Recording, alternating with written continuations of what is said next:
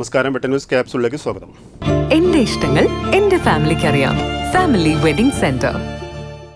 Tirur Gulf മാർക്കറ്റിൽ mobile കട കുത്തിത്തുറന്ന് മോഷണം നടത്തിയ പ്രതികളെ സാഹസികമായി പിടികൂടി തിരൂർ പോലീസ്. 2024 നവംബർ 8-നാണ് 2,60,000 രൂപയും 15 മൊബൈൽ ഫോണും മോഷണം പോയത്. പ്രതികളെ മഹാരാഷ്ട്രയിലെ പൂനെയിൽ നിന്നും മണ്ണാർക്കാട് നിന്നുമാണ് പിടികൂടിയത്. 2024 നവംബർ 8-നാണ് സംഭവം.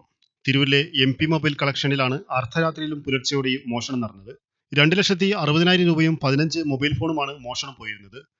പ്രതികളെ സംബന്ധിച്ച് സൂചന ലഭിച്ചതിനെ തുടർന്ന് തിരൂർ പോലീസ് രഹസ്യമായി അന്വേഷണം നടത്തി വരികയായിരുന്നു. ഒന്നാം പ്രതി സജർ ഖാനെ മഹാരാഷ്ട്രയിലെ പൂനെയിൽ നിന്ന് ഏപ്രിൽ 18-ന് പിടികൂടിയിരുന്നു. രണ്ടാം പ്രതി ഉത്തർപ്രദേശ് സ്വദേശിയായ 18-കാരനെ ഇന്ന് രാവിലെയോടെയാണ് മണ്ണാർക്കാട് നിന്നും പിടികൂടിയത്. വൈകിട്ട് 3 മണിയോടെ പ്രതിയെ സ്റ്റേഷനിലെത്തിച്ചു.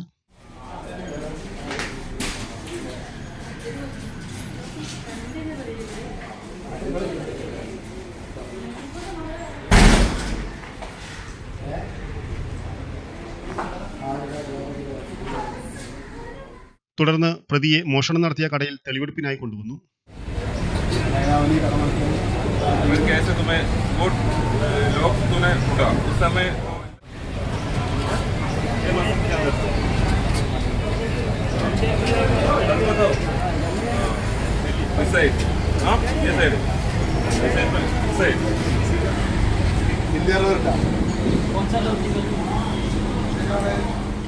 തിരൂർ CI MJ ജിനേഷിന്റെ നിർദ്ദേശപ്രകാരം SI KR Vinu, senior civil police ഓഫീസർമാരായ അരുൺ, രതീഷ്, അഫ്സൽ, ധനേഷ് എന്നിവരടങ്ങിയ ടീമാണ് അന്വേഷണത്തിന് നേതൃത്വം നൽകിയത്.